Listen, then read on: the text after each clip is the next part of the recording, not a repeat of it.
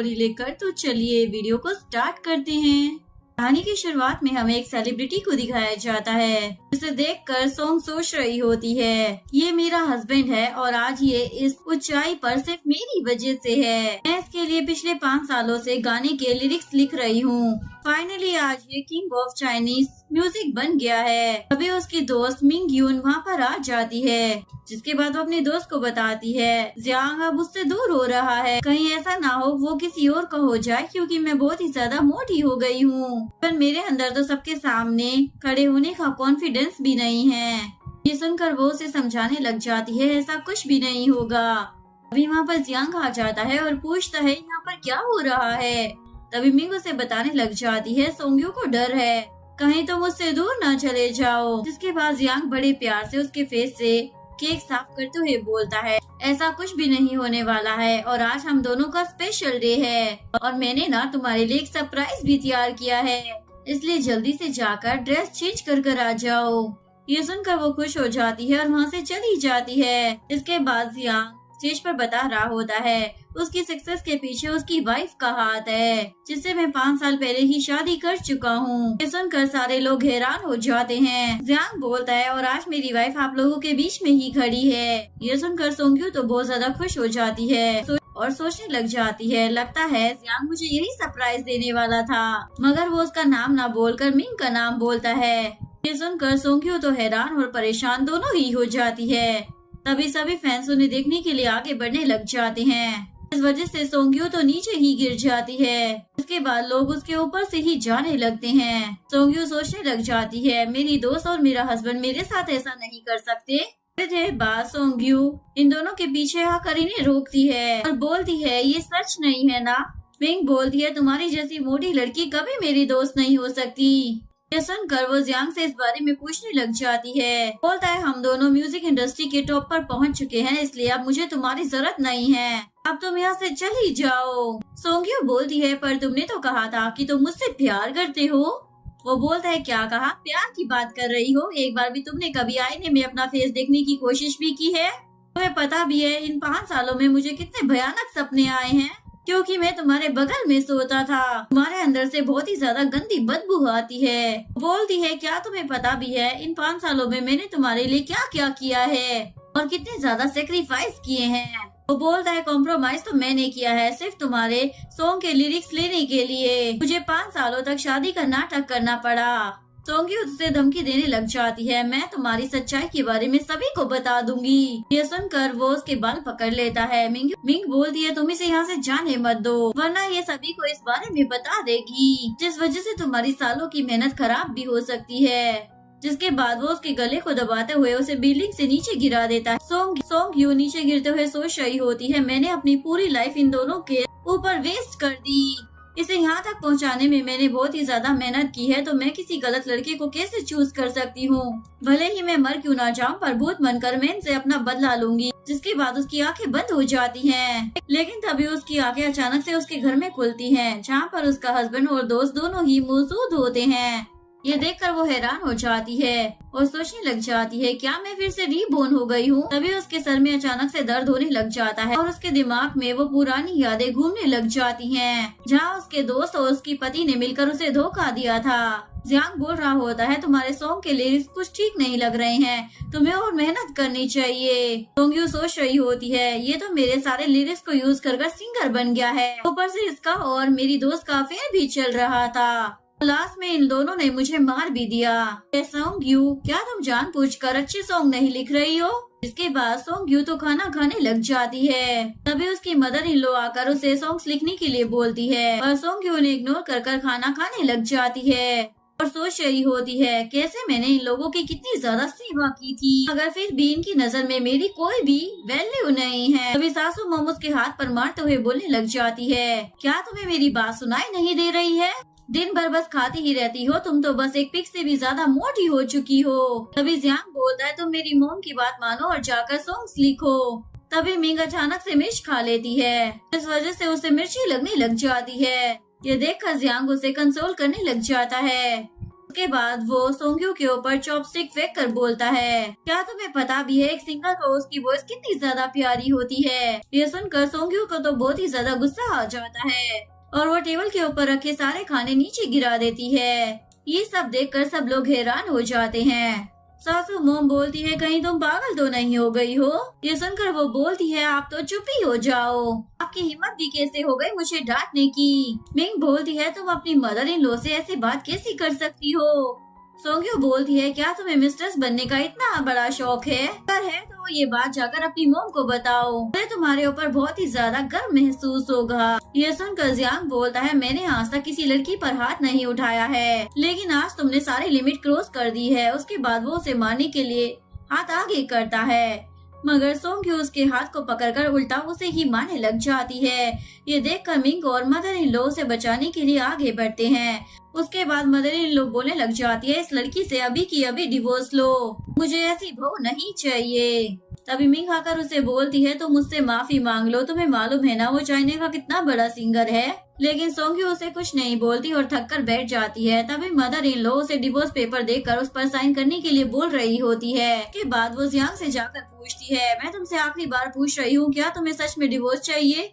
वो बोलता है, अगर तुम मुझसे घुटनों के बल बैठकर माफी मांग लोगी और मेरे लिए 10 और हिट सॉन्ग लिखोगी और क्वीन सिलेक्शन में पार्टिसिपेट करोगी और ये घर खरीद कर मेरी मोम के नाम कर दोगी, तो मैं तुम्हें माफ कर सकता हूँ। और मन में सोचने लग जाता है, ये तो मेरे पेट डॉग की तरह है जो मेरे आगे पीछे घूमती रहती है, ये कभी भी मेरे से डिवोर्स नहीं लेगी। सोंग्यू हंसते हुए बोलती है, ये सब चीजें तो सपने में भी नहीं होने वाली, सारे सॉन्ग्स को जला दूंगी और आज के बाद मैं मिंग के लिए एक भी सॉन्ग नहीं लिखूंगी। ये सुनकर मिंग तो हैरान हो जाती है। इसके बाद वो डिवोर्स पेपर पर साइन कर देती है और इन दोनों की आंखें फटी की फटी रह जाती हैं। मिंग बोलती है, क्या तुम पागल हो गई हो, तुम डिवोर्स पेपर पर साइन कैसे कर सकती हो? मदर इन लॉ बोलती है, तो क्या हुआ अगर तुमने डिवोर्स पेपर पर साइन कर दिए, उसके बावजूद भी तुम्हें मेरे बेटे और मिंग के लिए सॉन्ग्स तो लिखने ही पड़ेंगे और हमें पैसे भी देने होंगे। लेकिन सोंग्यू बोलती है, तुम सब लोग अभी की अभी मेरे घर से दफा हो जाओ। जियांग बोलता है, मुझे भी कोई शौक नहीं है तुम्हारे इस घर में रहने का, मेरे अलावा भला तुमसे और कौन शादी करेगा। वो बोलती है, मुझे तुम्हारे जैसे पति की जरूरत भी नहीं है। मिंग बोलती है, मैं तो अपने सॉन्ग के साथ क्वीन सिलेक्शन में पार्टिसिपेट करने वाली हूँ, तुम अपने आसपास देखो, तुम्हें पता चल जाएगा कि तुम्हारी वैल्यू क्या है। एक बार मेरी और अपनी बॉडी को देखो। जिसके बाद मदर इन लॉ सोंग्यू को घर से निकलने के लिए बोल देती है, लेकिन सोंग्यू तो उन तीनों को घर से बाहर निकाल देती है। आखिरकार वो घर उसका था। जिसके बाद वो घर में आकर लेटेस्ट सॉन्ग को देखती है, जिससे उसे पता चलता है कि आने वाले समय में जो भी सॉन्ग हिट होने वाले हैं उन्हें अभी तक लिखा नहीं गया है और न ही गाया गया है। ये देखकर वो खुश होते हुए बोलती है, अब मैं अच्छे अच्छे सॉन्ग्स लिख सकती हूँ, क्योंकि आने वाले समय में जो भी सॉन्ग्स हिट हुए हैं वो सारे मुझे याद हैं। अब मैं देखती हूँ अब वो जियांग और मिंग कैसे इस कंपटीशन को जीतते हैं। इसके बाद वो अपने सीनियर को कॉल कर बोलती है, मैं कंपटीशन में पार्टिसिपेट करना चाहती हूँ। इसके बाद वो अपने सीनियर से मिलती है जो काफी ज्यादा हैंडसम दिखता था और याद करती है कैसे उसका सीनियर हमेशा उसे मना करता था जियांग पर ट्रस्ट करने के लिए, पर उसने गुस्सा होकर अपने सीनियर से बात करना ही बंद कर दिया होता है।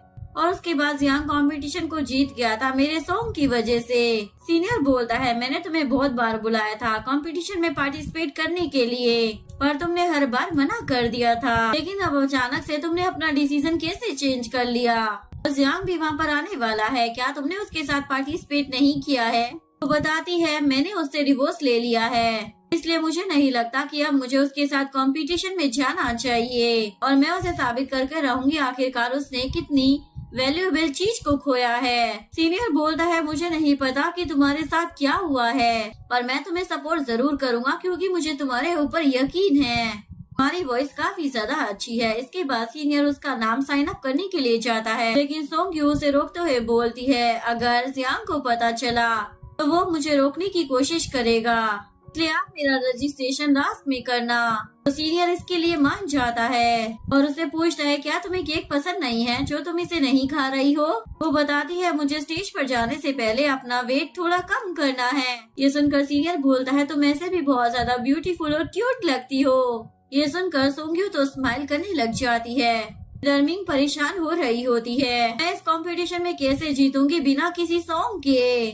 तभी जियांग उसे सॉन्ग देते हुए बताता है, ये सोंग्यू की बेस्ट सॉन्ग है, ये मैं तुम्हारे लिए चुरा कर लाया हूँ जाने मन। ये सुनकर मिंग तो खुश हो जाती है, यानी कि अब मुझे जीतने से कोई भी नहीं रोक सकता है। इसके बाद ये दोनों रोमांस करने लग जाते हैं। तो दूसरी तरफ सोंग्यू को याद आता है कैसे सभी लोग उसके मोटापे का मजाक उड़ा रहे थे, इसलिए वो बहुत ही ज्यादा एक्सरसाइज कर रही होती है ताकि वो जल्दी से अपना वेट लॉस कर सके। वैक्सीन में हमें कंपटीशन का सीन दिखाया जाता है जहाँ पर 4 जजेस आए होते हैं, जिसमें से एक सीनियर होता है और दूसरा जियांग होता है।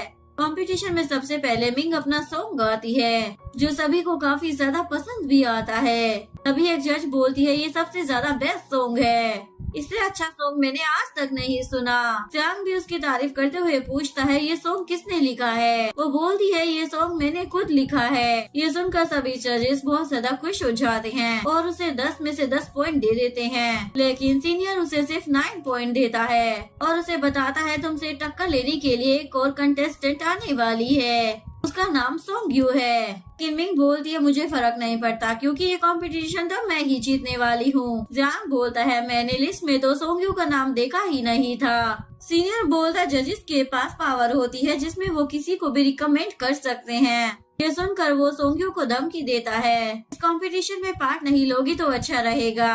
तभी एक लड़की स्टेज पर आती है जिसने रेड कलर का एक ब्यूटीफुल सा ड्रेस पहना हुआ होता है, साथ ही साथ उसने मास्क भी पहना होता है। ये देखकर जियांग उससे पूछता है, तुमने मास्क क्यों पहना हुआ है? वो बोलती है, ऐसा तो कोई रूल नहीं था कि कंटेस्टेंट मास्क नहीं पहन सकता। ये देखकर मिंग समझ जाती है, जरूर ये सोंग्यू है। सोचने लग जाती है, इसने इतना ज्यादा वेट कैसे लॉस कर लिया? भले ही ये वेट लॉस कर ले, पर रहेगी तो अगली ही ना। सोंग्यू अपना इंट्रोडक्शन देकर बताती है, आज मैं जो सॉन्ग गाने वाली हूँ वो मैंने खुद लिखा है। ये सुनकर एक जज तो उसकी इंसल्ट करने लग जाता है और कंटेस्टेंट यहाँ पर आकर यही बात बोलता है, क्या तुमने म्यूजिक के बारे में कुछ पढ़ा भी है? सीनियर बोलता है, मैंने इसे रिकमेंडेड किया है, इसके पास इतना टैलेंट है कि ये अपना ओरिजिनल सॉन्ग लिख भी सकती है और गा भी सकती है। दूसरी जज बोलती है, ओरिजिनल होने का मतलब ये नहीं है कि वो गाना अच्छा भी होगा, जरूर ये तुम्हें पागल बना रही है। ये सब सुनकर सोंग्यू बोलती है, अभी कुछ देर पहले ही मिंग ने ओरिजिनल गाना गाया था, तब तो आप लोगों को कोई प्रॉब्लम नहीं हो रही थी, तो आप लोग मेरे ओरिजिनल गाने को कैसे इंसल्ट कर सकती हैं? जबकि आपने अभी तक सुना भी नहीं है। लेकिन तभी वो फीमेल जज उसकी इंसल्ट करते हुए उसे वहाँ से जाने के लिए बोल देती है। सीनियर बोलता है, ये यहाँ पर सिर्फ हमारे लिए नहीं बल्कि ऑडियंस के लिए भी गाने आई है, इसलिए हमें सबकी राय ले लेनी चाहिए। लेकिन ऑडियंस भी उसे सपोर्ट नहीं करने वाली थी, इसलिए सीनियर बोलता है, मैं इसका सॉन्ग सुनना चाहता हूँ। ये देखकर सारी ऑडियंस अपना हाथ ऊपर करने लग जाती है और इस तरीके से सोंग्यू को वहाँ पर गाना गाने का मौका मिल जाता है। जियांग मन में सोच रहा होता है, मैंने तुम्हारे टॉप सॉन्ग तो मिंग को दे दिए हैं, अब तुम क्या करोगी? जिसके बाद सोंग्यू तो बहुत ही सुंदर सा सॉन्ग गाने लग जाती है। इसे सुनकर सभी लोग हैरान हो जाते हैं। जियांग देखता है कि अब ये जीतने वाली है, इसलिए वो जल्दी से उसका मास्क निकाल कर बोलता है, तुम्हारी जैसी अगली लड़की को क्वीन बनने का कोई हक नहीं है। उसका मास्क निकलते ही सब लोग देखने लग जाते हैं, ये तो काफी ज्यादा सुंदर है। सीनियर भी उसे डांटने लग जाता है। जियांग बोलता है, मैं तो बस इसकी आइडेंटिटी को देखना चाहता था, क्योंकि यहाँ पर सुंदरता और स्किल दोनों ही इम्पोर्टेंट होती है। मैंने देखा कि इसने मास्क पहना है तो मुझे लगा जरूर ये अगली होगी। सोंग्यू उससे पूछती है, क्या मैं अगली दिखती हूँ? जियांग नो बोल देता है, जिसके बाद वो बोलती है, अब तो मैं अपना गाना गा सकती हूँ ना? अभी सीनियर उसे स्टेज से नीचे आने के लिए बोल देता है और सारी ऑडियंस सोंग्यू की काफी ज्यादा तारीफें करने लग जाती है। मिंग बोलती है, ये लड़की कभी भी नहीं जीत सकती। इवन वही फीमेल जज भी उसकी तारीफ करते हुए उसे फुल पॉइंट दे देती है। तभी मिंग आकर बोलती है, इसने ये सॉन्ग चोरी किया है। ये सुनकर जजेस तो हैरान हो जाते हैं। सीनियर बोलता है, अगर ये सॉन्ग कॉपी हुआ है तो इसके ओरिजिनल राइटर ने इस सॉन्ग को अभी तक लॉन्च क्यों नहीं किया? ये सुनकर सभी ऑडियंस भी सोंग्यू को ही सपोर्ट कर रही होती है। मिंग बोलती है, सच में इसने ये सॉन्ग कॉपी किया है, अगर मैं झूठ बोल रही होंगी तो मेरी कंपनी बैंकरप्ट हो जाएगी। सोंग्यू उससे पूछती है, अगर मैंने ये गाना कॉपी किया है तो ये किसका सॉन्ग है और आज तक ये गाना पब्लिश क्यों नहीं हुआ? तभी जियांग बोलता है, ये सॉन्ग मेरा है जिसे इसने कॉपी किया है और मनी मन सोच रहा होता है, सोंग्यू तो अब मिंग से भी ज्यादा सुंदर हो गई है, लेकिन अभी मुझे मिंग की कंपनी चाहिए, इसलिए मुझे उसका साथ देना पड़ेगा। बाद में मैं सोंग्यू के साथ भी खेल लूंगा। तभी जजेस पूछने लग जाते हैं, क्या सच में ये तुम्हारा ही सॉन्ग है? जियांग बोलता है हाँ, पर मैं इस गाने को गाना नहीं चाहता था क्योंकि ये गाना काफी ज्यादा हार्ट ब्रेकिंग गाना था, इसलिए आज तक ये गाना दुनिया के सामने नहीं आया। जिसके बाद सभी लोग जियांग को ही सपोर्ट करने लग जाते हैं। जियांग स्टेज पर जाकर सोंग्यू को उससे माफी मांगने के लिए बोल रहा होता है। उसे पता था सोंग्यू उसे पब्लिक के सामने कुछ भी नहीं बोलेगी क्योंकि वो उसकी रिस्पेक्ट करती थी और उसका इमेज कभी भी खराब नहीं करेगी। लेकिन अब सोंग्यू पहली वाली सोंग्यू नहीं रही थी। जियांग पब्लिक के सामने अनाउंस कर देता है ये मेरी वाइफ है जिससे मैंने अभी डिवोर्स लिया है। ये गाना मैं बाद में रिलीज करने वाला था पर इसने मेरे सॉन्ग को पहले ही चोरी कर लिया।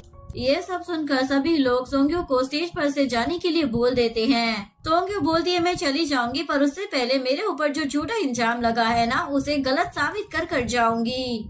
उसके बाद वो जियांग से पूछती है मैंने तुम्हारे कितने सॉन्ग कॉपी किए हैं, जिस पर वो बोलता है सिर्फ एक सॉन्ग। बोलती है ठीक है तो मैं अभी की अभी एक नया सॉन्ग बनाकर गाने वाली हूँ। मैंने आज तक तुम्हें इतनी ज्यादा रिस्पेक्ट दी है पर मुझे पता नहीं था तुम इतने नीचे गिर जाओगे।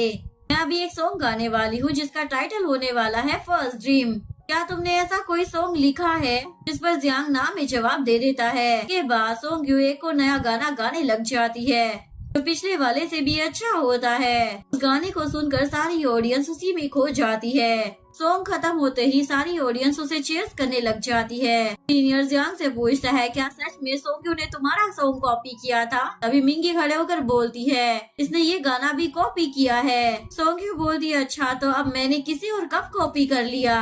वो बोलती है तुमने मेरा सॉन्ग कॉपी किया है। सुनकर ऑडियंस बोलने लग जाती है सबने देखा है कि सोंग्यू ने अभी ये गाना बनाया था। तुम मुझसे जेलस हो रही हो ये बात साफ साफ क्यों नहीं बोल देती? मिंगी बोलती है मेरे पास एविडेंस भी है, ये सॉन्ग फैंग ने लिखा है। ये सुनकर फीमेल जज बोलती है क्या तुम फेमस कंपोजर फैंग की बात कर रही हो? सोंग्यू बोलती है अगर ऐसा है तो मिस्टर फैंग को यहाँ पर बुलाओ। उसके बाद वो मिस्टर फैंग को वहाँ पर बुलाती है। उन्हें देखकर जियांग सोचता है मिंग की फैमिली के पास क्या पावर है। मिस्टर फैंग उनके एक कॉल से यहाँ पर आ गए। उनके आते ही सीनियर और सोंग्यू पूछने लग जाते हैं क्या आपने ये सॉन्ग लिखा है? मिस्टर फैंग बोलते हैं तुमने मेरे सॉन्ग को कॉपी क्यों किया? ये सुनकर ऑडियंस अपनी पार्टी दोबारा से बदल लेती है। उसके बाद वो बोलती है मिस्टर फैंग आपने कितने मिंग के लिए कितने सॉन्ग लिखे हैं? मैं अभी यहाँ पर एक और सॉन्ग बनाती हूँ तो उसके बाद आप क्या बोलोगे? वो बोलते हैं मैंने बस यही सॉन्ग लिखा था। सोंग्यू बोलती है मिंगी फिर से मैं एक और सॉन्ग बनाने वाली हूँ। इस दुनिया में बस यही दोनों सॉन्ग एग्जिस्ट नहीं करते हैं। ये सुनकर मिंगी सोचती है अब ये और सॉन्ग तो बना नहीं सकती है। जज भी उसे क्रिटिसाइज करने लग जाती है ये लड़की कितनी ज्यादा जिद्दी है, ऊपर से अपनी गलती को मानने के लिए भी तैयार नहीं है। मैं भी देखना चाहती हूँ अब ये कौन सा गाना बनाती है। इसके बाद सोंग्यू एक नया गाना गाना शुरू कर देती है तो सुनकर सभी लोग उसकी मधुर आवाज में खो जाते हैं। सॉन्ग खत्म होते ही मिस्टर फैंग इस सॉन्ग का टाइटल पूछते हैं। सोंग्यू उसका टाइटल बताते हुए पूछती है क्या आपने इस सॉन्ग को भी लिखा है? तो वो मना कर देते हैं। उसके बाद वो मिंगी से पूछती है क्या मैंने ये किसी से कॉपी किया है? जिस पर वो भी मना कर देती है। उसके बाद वो जियांग से पूछती है क्या इस गाने को तुमने लिखा है? जिस पर वो भी मना कर देता है और बोलता है इससे ये साबित नहीं होता कि तुमने मेरे सॉन्ग को कॉपी नहीं किया था। मिस्टर फैंग भी बोलते हैं तुमने ये तो साबित किया ही नहीं कि तुमने मेरा गाना कॉपी नहीं किया। वो बोलती है मैं इसे साबित तो नहीं कर सकती पर आप जितना चाहो मैं उतने गाने कंपोज कर सकती हूँ। इसके बाद वो एक और गाना बजाने लग जाती है। उसे खत्म करने के बाद वो पूछती है क्या ये भी आपका सॉन्ग था? इसके बाद मिस्टर फैंग अपनी गर्दन नीचे कर लेते हैं। सीनियर बोलता है तुम तो बहुत ही ज्यादा जीनियस हो, मैं गारंटी दे सकता हूँ कि तुम 1 साल के अंदर ही टॉप सिंगर बन सकती हो। उसके बाद वो बाकी जजेस से पूछती है क्या आप लोगों को अभी भी लगता है कि मैंने कॉपी किया था? इसके बाद सब जजेस मना करने लग जाते हैं। तभी जियांग खड़े होकर बोलता है तुमने मिस्टर फैंग की इंसल्ट की है तो क्या तुम अभी एक और नया गाना कंपोज कर सकती हो? तो वो हाँ में जवाब दे देती है। ये सुनकर वो उसे इंग्लिश में सॉन्ग गाने के लिए बोल देता है। इसके बाद वो इंग्लिश में सॉन्ग गाने लग जाती है। ये देखकर तो सभी लोग उससे बहुत ही ज्यादा इम्प्रेस हो जाते हैं। जियांग बोलता है नहीं ये सॉन्ग नहीं माना जाएगा और उसे एक और सॉन्ग गाने के लिए बोलता है। लेकिन मिस्टर फैंग उसे रोकते हुए आगे गाने से मना कर देते हैं। सोंग्यू पूछती है कि आपने ये सभी सॉन्ग्स को लिखा है? जिस पर वो मना करते हुए बोलने लग जाते हैं तुम रुक जाओ मैं तुम्हारी मदद कर सकता हूँ टॉप सिंगर बनने में। वो बोलती है क्या आप रेफरेंस लेना चाहते हैं। इस पर वो मना करते हुए अपनी हार मान लेते हैं। ये देखकर जियांग तो गुस्सा होने लग जाता है, लेकिन मिस्टर फेंग उसे चुप करा देते हैं। ये सुनकर सोंगयू पेपर और पेन मांगती है। तब तक मैं गाना क्रिएट करूंगी जब तक आप लोग हार नहीं मान जाते हैं। के बाद वो उसे पेपर और पेन दे देते हैं। जजेस सोचने लग जाते हैं क्या ये सच में एक नया गाना लिख रही है। जियांग बोलता है तो मान लो कि तुमने मेरा गाना कॉपी किया था, हम दोनों वापस से साथ में रह सकते हैं और एक नई शुरुआत कर सकते हैं। वो बोलती है नहीं, मैं वापस पीछे मुड़कर नहीं देखने वाली हूँ। तुमने मेरी बहुत ही ज्यादा इंसल्ट की है, यहाँ तक कि तुमने मेरे मुंह पर गंदा पानी भी फेंका था। जियांग बोलता है तुम्हें पता है ना तुम किसके सामने बात कर रही हो। क्या तुम्हें सही में लगता है कि तुम जीत सकती हो? क्या तुम मेरे साथ एक लव सॉन्ग गाना चाहोगी? सीनियर बोलता है तुम होते कौन हो इसके साथ लव सॉन्ग गाने वाले? अब तुम दोनों का डिवोर्स हो चुका है। जियांग बोलता है मेरे 10 मिलियन फॉलोअर्स हैं। सीनियर बोलता है मैं सोंग्यू को शाइन करते हुए देखना चाहता हूँ, पर तुम्हारी वजह से वो कभी भी अपने आप को लोगों के सामने ला ही नहीं पाई। जियांग बोलता है बाद में तुम पछताना मत। सीनियर बोलता है पछताओगे तो तुम। उसके बाद वो सोंग्यू के साथ मिलकर गाना गाने लग जाता है। उन्हें गाता हुआ देखकर जियांग सोचता है मुझे उसकी जगह पर होना चाहिए था। दूसरी तरफ मिंग सोच रही होती है आखिरकार ये इतने सारे गाने लिख कहाँ से रही है। ऑडियंस उन दोनों को सपोर्ट करते हुए बोलने लग जाती है ये दोनों साथ में कितने परफेक्ट मैच लग रहे हैं ना। सॉन्ग खत्म होने के बाद सोंग्यू मिस्टर फेंग से पूछती है क्या ये सॉन्ग भी मैंने कॉपी किया था? ये सुनकर मिस्टर फेंग तो नीचे गिर जाते हैं और बोलते हैं तुम्हें ये सब नहीं करना चाहिए। अगर तुम्हें म्यूजिक इंडस्ट्री में घुसना है तो तुम्हें अपना सर झुकाना ही होगा। सोंग्यू बोलती है अगर मैं अपना सर झुका लूंगी तो उसके बाद मैं इंसान कहलाने के लायक नहीं रहूंगी। मिस्टर फेंग बोलते हैं मुझे अपना सबक मिल चुका है, इसलिए आज से मैं म्यूजिक इंडस्ट्री को छोड़ रहा हूँ। इसके बाद उन्हें वहाँ से स्ट्रेचर पर लेकर जाया जाता है। मिंगी खड़ी होकर बोलती है क्या तुम अब खुश हो? मिस्टर फेंग तुमसे इतना ज्यादा गुस्सा थे कि उन्हें खून की उल्टियाँ हो रही थी। क्या तुम्हें जरा सी भी शर्म नहीं है? तभी सीनियर उसे चुप करा देता है। अब तुम्हें क्या दिक्कत हो रही है? सोंग्यू पहले ही अपने टैलेंट को साबित कर चुकी है, अब बाकी जजेस के पॉइंट देने का समय आ चुका है। तभी फीमेल जज बोलती है सोंग्यू तुम सच में बहुत ही ज्यादा टैलेंटेड हो, पर मैं तुम्हें सिर्फ फुल मार्क्स दे सकती हूँ। अगर इससे ज्यादा दे पाती तो जरूर देती। दूसरा जज भी उसे 10 पॉइंट देता है। ये देखकर जियांग सोचने लग जाता है मैं इसे जीतने नहीं दे सकता क्योंकि मैंने मिंग पर बहुत ही ज्यादा पैसे खर्च किए हैं। और उसे बोलता है सोंग्यू तुम सच में टैलेंटेड हो, मैं तुम्हारी रिस्पेक्ट करता हूँ, पर मुझे मिंग का स्ट्रॉन्ग तुमसे ज्यादा बेटर लगा, इसलिए मैं उसे ही सपोर्ट करूँगा। इसके बाद वो उसे 0 पॉइंट देता है। सीनियर उसे बोलता है क्या तुम पागल हो गए हो? आज तक सोंग्यू ने तुम्हें जितने भी सॉन्ग दिए हैं वो सारे के सारे हिट हुए हैं, फिर भी तुम उसके साथ ही ऐसा कर रहे हो। जियांग बोलता है मैं अपना खुद का फैसला ले सकता हूँ। फीमेल जज उसे गुस्से में बोलने लग जाती है तुम मेरे लिए सारी चीजों को मुश्किल कर रहे हो। जियांग बोलता है अगर तुम सभी इसके साथ खड़े हो तो मैं इसे एक मौका दे देता हूँ। अगर ये 1 मिनट के अंदर एक ऐसा सॉन्ग गाती है जिससे सभी लोगों की आंखों में आंसू आ जाए तो मैं इसे फुल पॉइंट दे दूंगा।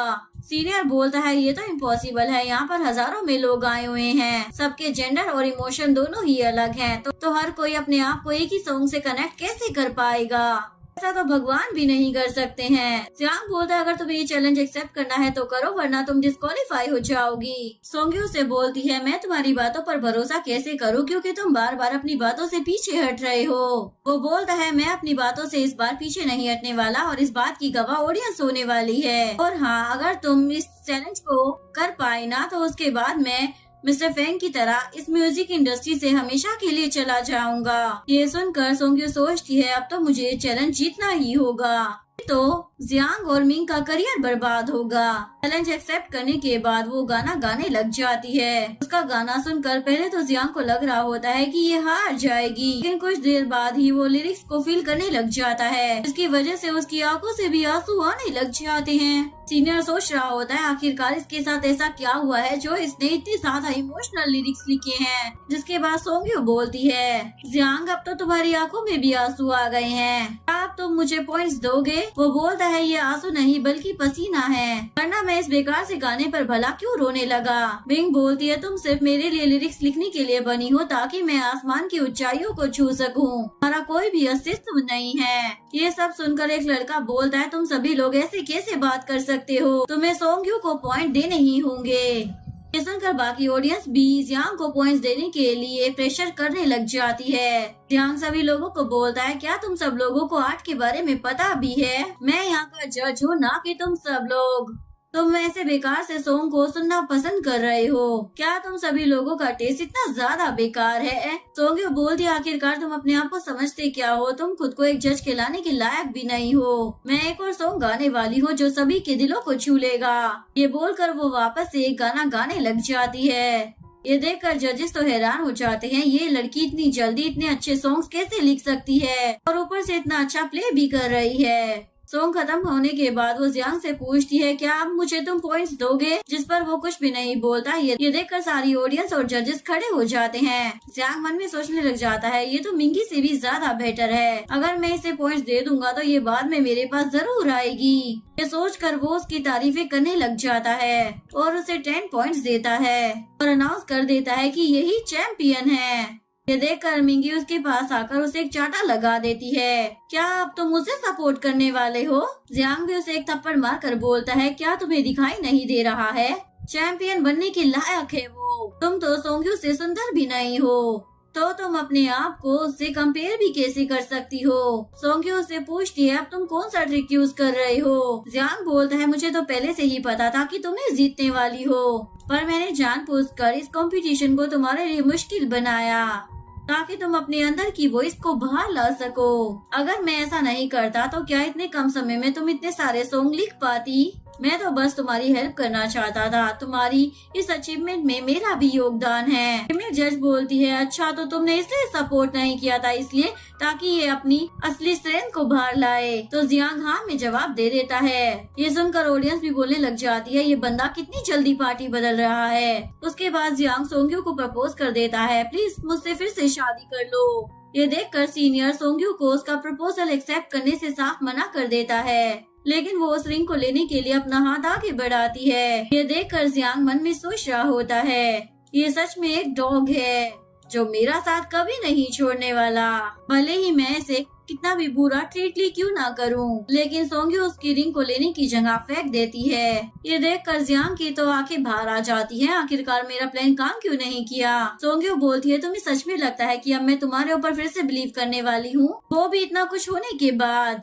वो बोलता है, मैं तुम्हें सच में अब अच्छे से रखूंगा, बस एक बार मुझे माफ कर दो। वो बोलती है, पर मुझे तो तुम्हें देखते ही वोमिट आ जाती है, इसलिए तुम मेरी नजरों के सामने से दफा हो जाओ। वो बोलता है, तुम इतना ज्यादा कैसे बदल गई? वो बोलती है, तुम्हारी मोम ने मुझे एक जानवर की तरह ट्रीट किया है। मेरे टैलेंट को दबाकर अपने आप को और उस मिंगी को आगे करना चाहते थे। इवन तुम दोनों का अफेयर भी चल रहा था, वो भी इतने सालों से, जिसके बारे में मुझे भनक तक नहीं लगी। और डिवोर्स के बाद तुमने मेरे गाने चुराकर मिंग को दे दिए ताकि वो इस कंपटीशन में जीत सके। ये सुनकर ऑडियंस बोलने लग जाती है, क्या सच में मिंगी जियांग की मिस्ट्रेस है? और जो सॉन्ग उसने गाया था, क्या वो भी उसने चोरी किया था? यानी कि वो सॉन्ग उसका ओरिजिनल सॉन्ग नहीं था। ये सुनकर मिंगी बोलती है, मैंने ऐसा कुछ भी नहीं किया है। क्या तुम्हारे पास कोई एविडेंस है या फिर तुम हवा में बातें कर रही हो? जिसके बाद सोंग्यू सबूत ऑडियंस के सामने फेंक देती है, जिसमें मिंगी के चैट्स होते हैं जहाँ पर वो लिरिक्स चुराने की बात कर रही होती है। सुनकर सभी को यकीन हो जाता है कि वो सॉन्ग सोंग्यू के ही थे। मिंगी बोलती है, ये भी दूध की धुली हुई नहीं है, और सभी को वो फोटो दिखा देती है जिसमें सोंग्यू बहुत ही ज्यादा मोटी हुआ करती थी। ये देखने के बाद ऑडियंस बोलने लग जाती है, सोंग्यू ने कितनी ज्यादा मेहनत की होगी यहाँ तक पहुँचने के लिए, ये कितनी ज्यादा इंस्पायरिंग स्टोरी है। जियांग बोलने लग जाता है, मेरी इतनी सालों की मेहनत खराब हो गई, और सोंग्यू से माफी मांगने लग जाता है, प्लीज मेरे पास वापस आ जाओ। लेकिन वो उसे माफ करने से साफ मना कर देती है, वापस अपनी शक्ल मेरे सामने मत लेकर आना, और उसकी बॉडी के ऊपर से जाने लगती है। इधर ऑडियंस मिंगी की फोटो और उन एविडेंस की फोटो लेकर सोशल मीडिया पर अपलोड करने लग जाती है। ये सब देखकर मिंगी तो वहीं पर बेहोश हो जाती है, और सोंग्यू सभी को शांत रहने के लिए बोल देती है, जिस पर वो लोग बोलते हैं, हम हमेशा आपको सपोर्ट करेंगे और हमेशा आपके लॉयल फैन रहेंगे। सीनियर बोलता है, मैं भी तुम्हारा फैन हूँ। बाकी जजेस भी बोलते हैं, हम भी तुम्हारे फैन हैं। ये सुनकर सोंग्यू तो काफी ज्यादा खुश हो जाती है। उसके बाद हर जगह न्यूज में उसी के चर्चे चल रहे होते हैं। न्यूज में ये भी बताया जा रहा होता है कि मिंगी और जियांग ने सोंग्यू के सॉन्ग कॉपी किए हैं, जिस वजह से लोगों ने उन्हें फॉलो करना भी बंद कर दिया है। फिर हमें मिस्टर ली को दिखाया जाता है। उसका मैनेजर आकर उसे सोंग्यू के बारे में बताता है। सोंग्यू ने स्टेज पर ही 20 गानों को गा दिया। ये सुनकर मिस्टर ली उसे बाकी की डिटेल पता करने के लिए बोल देता है। दूसरी तरफ सीनियर सोंग्यू को बोलता है, मैंने तुम्हें कहा था ना कि तुम स्टेज के लिए ही बनी हो, चाहे कुछ भी क्यों ना हो जाए, मैं हमेशा तुम्हें ही सपोर्ट करूंगा। सोंग्यू उन्हें शुक्रिया अदा करती है और उसे बताती है, मुझे पैसा या फेम नहीं चाहिए, मैं तो बस यहाँ पर अपना हक वापस लेने आई थी। लेकिन आज मैंने इस म्यूजिक इंडस्ट्री का डार्क साइड भी देख लिया है। अब मैं अपने पेरेंट्स के पास वापस जाना चाहती हूँ। उसे जाता हुआ देखकर सीनियर सोच रहा होता है, सोंग्यू तुम्हें मेरी फीलिंग समझ में क्यों नहीं आ रही है? मैं तुम्हारे बारे में सोचना बंद ही नहीं कर पा रहा हूँ। इसके बाद वो अपने ग्रैंडपा को कॉल कर पूछता है, क्या ओलंपिक टीम के लिए कोई सीट वेकेंट है? वो बोलता है, सीट तो वेकेंट है, लेकिन मुझे अभी तक कोई भी डिजर्विंग कैंडिडेट ही नहीं मिला है। वो बोलता है, मैं किसी को जानता हूँ जो ओलंपिक टीम के लिए एक अच्छा सॉन्ग लिख सकता है। ग्रैंडपा बोलते हैं, अब कौन ओल्ड मैन इस करियर में अपना कम बैक करना चाहता है? सीनियर बताता है, वो अभी यंग है और 20 मिनट में ही उसने 20 सॉन्ग लिख दिए हैं। ग्रैंडपा बोलते हैं, तो मुझे उसका एड्रेस भेज दो, मैं खुद उससे मिलना चाहता हूँ। ये सुनकर वो हाँ में जवाब दे देता है और सोच रहा होता है, इस बार मैं सोंग्यू को उसकी पहचान दिला कर ही रहूंगा। दूसरी तरफ मिंग के डैड उसे मार कर बोलते हैं, ये तुमने क्या कर दिया है? तुम्हारी वजह से हमारी कंपनी के शेयर नीचे गिर चुके हैं। तुम कुछ भी कर सोंग्यू को रोको। तभी जियांग आकर बोलता है, मेरे पास एक प्लान है। पर मिंगी तो उसे वहाँ से जाने के लिए बोल रही होती है। जियांग बोलता है, मैंने सोंग्यू को प्रपोज इसलिए किया था ताकि मैं उसका फायदा उठा सकूं। जिसके बाद डैड उससे उसका प्लान पूछते हैं। बोलता है, आप लोग सोंग्यू को साइन कर लो, लेकिन उसके बाद आप लोग उसका एल्बम रिलीज ही मत करना, इसकी वजह से वो वहीं पर दबकर रह जाएगी। डैड बोलते हैं, अगर वो साइन नहीं करेगी तो? वो बोलता है, मेरे पास एक प्लान है, उसे साइन तो करना ही पड़ेगा। दूसरी तरफ सोंग्यू को दिखाया जाता है, जो अपने पेरेंट्स को दूर से देखकर पछतावा कर रही होती है। पास्ट लाइफ में मैं उनके पास रह भी नहीं पाई थी और ना ही कभी उनकी हेल्प की थी। इवन आखिरी समय में मैं उनका फेस भी नहीं देख पाई थी। इसके बाद वो अपने पेरेंट्स के पास जाने लगती है। उसके पेरेंट्स उसे देखकर काफी ज्यादा इमोशनल हो जाते हैं। सोंग्यू घुटनों के बल बैठकर अपने पेरेंट्स से माफी मांगने लग जाती है। मुझसे गलती हो गई, जो मैंने हमेशा से गलत फैसले ही लिए हैं। उसके पेरेंट्स उसे माफ कर देते हैं और उसे घर के अंदर चलने के लिए बोल रहे होते हैं। वो लोग बताते हैं, हम तुम्हारा शो इसलिए नहीं देखने आए क्योंकि हमें लगा कि तुम्हें शर्मिंदगी होगी, क्योंकि हम लोग सब्जी बेचते हैं। ये सुनकर सोंग्यू रोते हुए बोलने लग जाती है, एक दिन मैं स्टार बनकर रहूंगी और बहुत सारे पैसे कमाऊंगी ताकि आप लोगों को काम न करना पड़े। तभी आंटी आकर बताती है, तुम्हारे भाई को बार के ओनर ने बांध कर रखा हुआ है क्योंकि वो पैसे नहीं चुका पाया है। ये सुनकर डैड वहाँ पर जाने वाले होते हैं, लेकिन सोंग्यू उन्हें वहीं पर रुकने के लिए बोलती है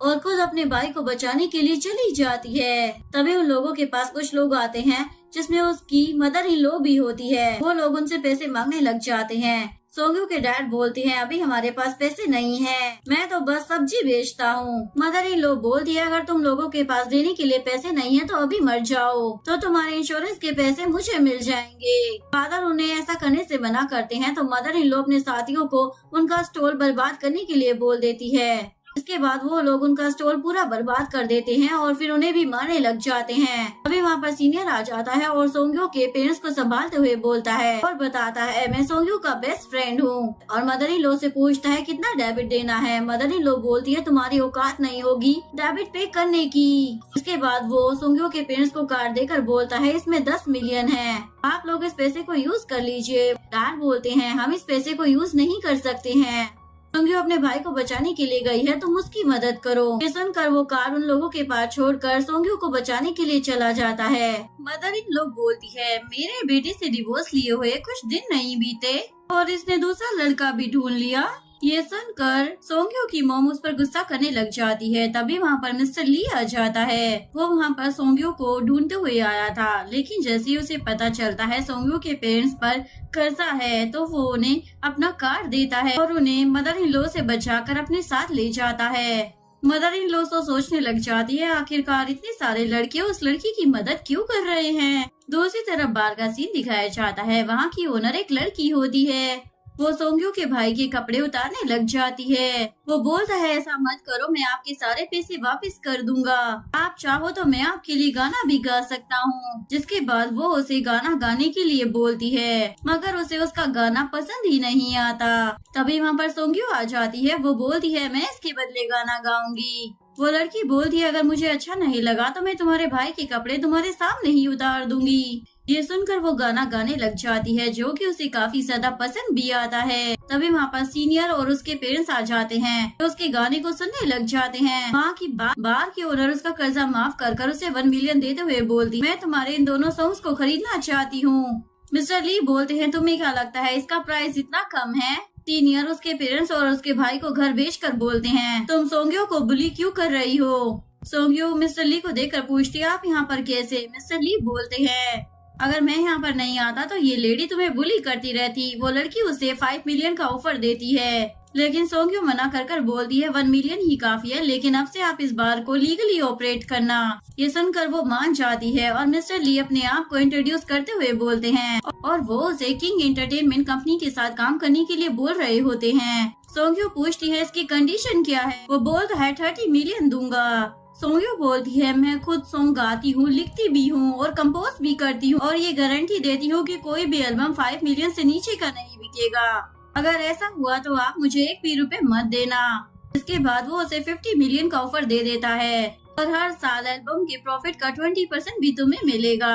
अभी वहाँ पर जियांग और मिंग के डैड भी आ जाते हैं।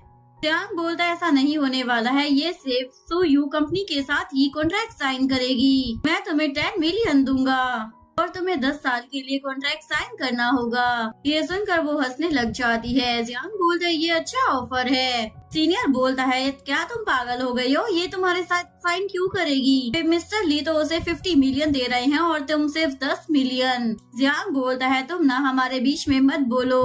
सोंग्यो से बोलती है तुम होते कौन हो मेरे लोगों से इस तरीके से बात करने वाले? मैं तुम लोगों के साथ साइन नहीं करने वाली। मिंग के डैड बोलते हैं कॉन्ट्रैक्ट साइन किए बिना तुम डेब्यू नहीं कर सकती हो, इसलिए चुपचाप से तुम साइन कर लो। मिस्टर ली बोलते हैं हम सीयू कंपनी से नहीं डरते, तुम हमारे साथ साइन करो। ये सुनकर सोंग्यो उसे 30% शेयर्स की डिमांड करती है। ये सुनकर मिस्टर ली तो सोच में ही पड़ जाते हैं। मिंग के डैड बोलते हैं मिस्टर ली आपको मालूम है ना उन शेयर्स की कीमत बिलियंस में है। मिस्टर ली उससे पूछते हैं तुम्हें शेयर्स क्यों चाहिए? सोंग्यो बोलती है क्या आपको मेरे टैलेंट के ऊपर शक है? सीनियर बोलता है इसने अभी 20 हिट सॉन्ग लिखे हैं और फ्यूचर में और भी लिख सकती है। सोंग्यो बोलती है अभी की अभी मैं 1000 सॉन्ग और लिख सकती हूँ। ये सुनकर जियांग तो हंसने लग जाता है, कोई भी 1000 सॉन्ग नहीं लिख सकता है। वो बोलती है लेकिन मैं लिख सकती हूँ और पेपर पेन मांग कर सॉन्ग लिखना शुरू कर देती है। ऐसे कर वो बहुत सारे सॉन्ग लिख देती है जो पहले वाले गानों से भी बेटर होते हैं। ये देखकर सभी लोग हैरान हो जाते हैं। जियांग बोलता है जब तुम्हारे पास ऐसा टैलेंट था तो तुमने मुझसे डिवोर्स क्यों लिया था? मिंग के डैड उन सॉन्ग्स को देख के बोलते हैं इनका क्या फायदा जब ये डेब्यू ही नहीं कर पाएगी। मिस्टर ली बोलते हैं मैं तुम्हें 30% शेयर देने के लिए तैयार हूँ। ये सुनकर मिंग के डैड धमकी देने लग जाते हैं। तभी वहाँ पर मिस्टर ली के ग्रैंडपा आ जाते हैं और बोलते हैं तुम बहुत ही ज्यादा अच्छा गा लेती हो। और मिंग के डैड को देखकर बोलते हैं क्या तुम एक प्रोड्यूसर हो या फिर कोई गैंगस्टर? उन्हें देखकर मिंग के डैड तो माफी मांगने लग जाते हैं। ग्रैंडपा बोलते हैं मैं बहुत ही जल्दी एक ओलंपिक गेम्स ऑर्गेनाइज करने वाला हूँ, उसके लिए मुझे एक थीम सॉन्ग चाहिए। इसी वजह से मैं तुम्हें ढूंढते हुए यहाँ तक आया हूँ क्योंकि मुझे भरोसा है कि तुम थीम सॉन्ग लिख सकती हो। सोंग्यो पूछती है आपको कैसा थीम सॉन्ग चाहिए? वो बताते हैं मुझे एक पॉजिटिव और हिस्टोरिकल साउंड चाहिए जो यूथ को इंकरेज करे। सुनकर मिस्टर ली बोलते हैं ये लिखना तो इम्पॉसिबल है। ग्रैंडपा बोलते हैं मुझे पता है ये मुश्किल है तभी तो मैं यहाँ पर आया हूँ। और सोंग्यो को बोलते हैं अगर तुमने ये गाना लिख लिया तो तुम्हें बिलियंस में पैसे मिलेंगे, साथ ही साथ तुम्हें ब्रांड एम्बेसडर भी बना दिया जाएगा। वो बोलती है मुझे पैसे नहीं चाहिए, वो पैसे आप डोनेट कर देना, पर मैं आपके लिए एक सॉन्ग जरूर लिखूंगी। ये सुनकर ग्रैंडपा तो बहुत ही ज्यादा खुश हो जाते हैं। मिंग के डैड बोलते हैं ये तो ओपन कंपटीशन है ना, यहाँ पर कोई भी पार्टिसिपेट कर सकता है, यानी कि मेरी कंपनी के लोग भी आ सकते हैं। वो बोलते हैं हाँ जरूर, पर तुम कोई चीटिंग मत करना। उसके बाद वो वहाँ से चले जाते हैं। इसके बाद मिस्टर ली सीनियर और सोंग्यो के साथ कॉन्ट्रैक्ट के बारे में डिस्कशन कर रहे होते हैं, जहाँ पर सीनियर को समझ ही नहीं आ रहा था कि सोंग्यो का डेब्यू कैसे होगा। वो बोलती है 1 महीने बाद मैं ओलंपिक एम्बेसडर बन जाऊंगी। कंपटीशन जीत कर उसके बाद सारे न्यूज चैनल मुझे प्रमोट करेंगे। उसके बाद हम डेब्यू कर सकते हैं, क्योंकि मैं तब तक काफी ज्यादा फेमस भी हो चुकी होंगी, इसलिए सारे एल्बम भी हिट जाएंगे। ये आइडिया सभी को बहुत ही ज्यादा अच्छा लगता है। इसके बाद वो बहुत सारे सॉन्ग्स लिखती है और अलग अलग सिंगर से अलग अलग स्टाइल में उन गानों को रिकॉर्ड करवाती है। इसमें से वो एक सॉन्ग सीनियर को भी रिकॉर्ड करने के लिए बोलती है, जिसके लिरिक्स पढ़कर सीनियर बोलता है ये तो मेरे लिए मुश्किल होने वाला है। वो बोलती है आपको अपनी कोर पर्सनालिटी छोड़कर दूसरी तरीके के गाने भी गाने चाहिए, ये पक्का हिट होगा। ये सुनकर वो रिकॉर्ड करने के लिए जाता है। यहाँ पर पहले तो उसे प्रॉब्लम आ रही होती है, पर सोंग्यू को देखकर वो गाना कब रिकॉर्ड कर लेता है उसे पता ही नहीं चलता।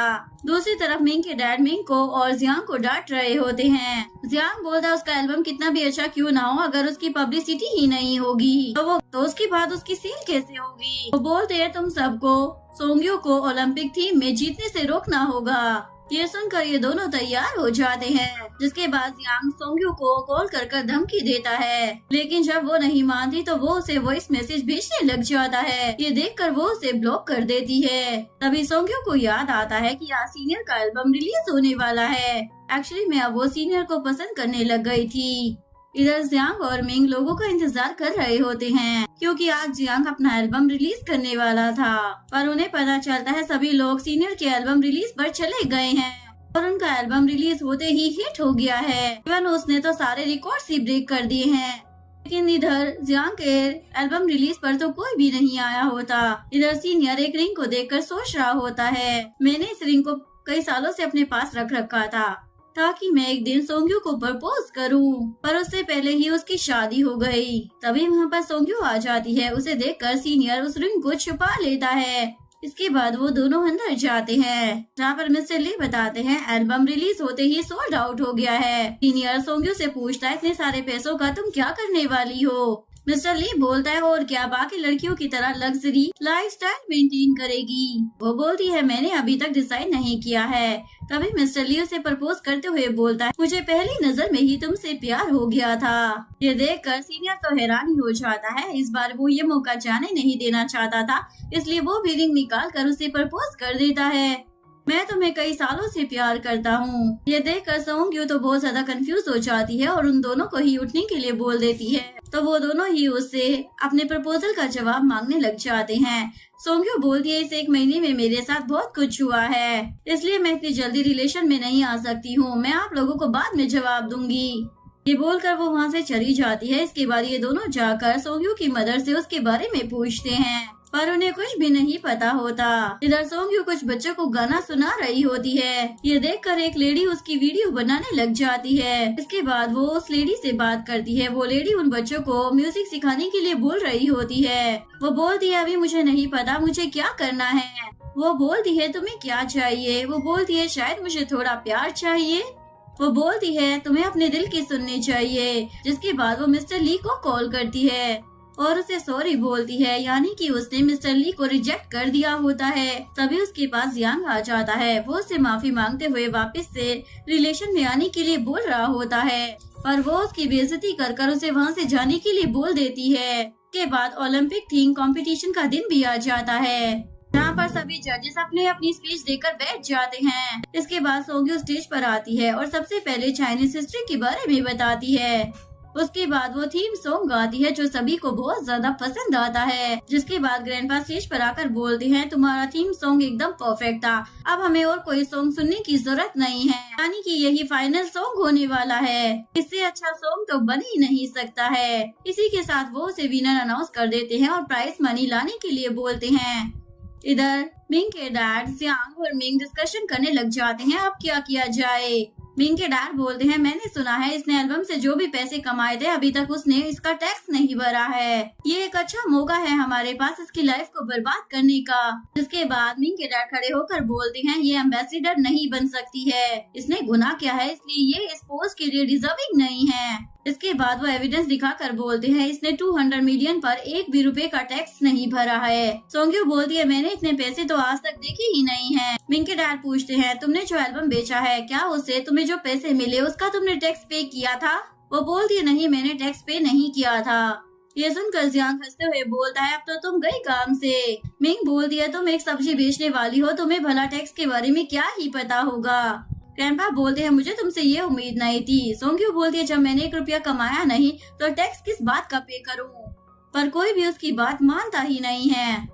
जिसके बाद वो ट्रू फाउंडेशन को कॉल कर बोलती है, आपको कुछ प्रूफ करना है। मिंग ये देखकर पूछती है, तुमने फाउंडेशन को कॉल क्यों किया है? अब तुम ये मत बोलना कि तुमने 200 मिलियन डोनेट कर दिए हैं। वो बोलती है, हाँ मैंने डोनेट कर दिए हैं। वो बोलती है, तुम मेरा अकाउंट चेक कर सकती हो। जियांग बोलता है, ये लड़की झूठ बोल रही है, ये सब्जी बेचने वाली लड़की इतने पैसे डोनेट कर ही नहीं सकती है।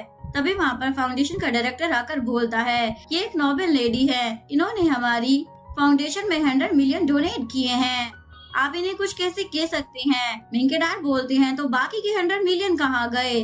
तभी वो लेडी आ जाती है जिससे सोंग्यू पहले मिली थी। वो बताती है, बाकी के 100 मिलियन इन्होंने हमारे फाउंडेशन में डोनेट किए हैं। तभी मिंग आकर बोलती है, ये सब लोग ना नाटक कर रहे हैं, लेकिन उसके डैड उसे एक चाटा लगा देते हैं। लेकिन वो फिर भी नहीं मानती और सोंग्यू को बुरा भला सुना रही होती है। उसके डैड उसे 2 चाटे और लगा देते हैं, लेकिन मिंग को तो अभी भी यकीन नहीं हो रहा होता, ऐसा नहीं हो सकता। वो लेडी बोलती है, मेरे पास सोंग्यू और बच्चों की वीडियो है, अगर तुम्हें भरोसा नहीं है तो तुम वीडियो देख सकती हो। उसके बाद वो इस वीडियो को प्ले कर देती है।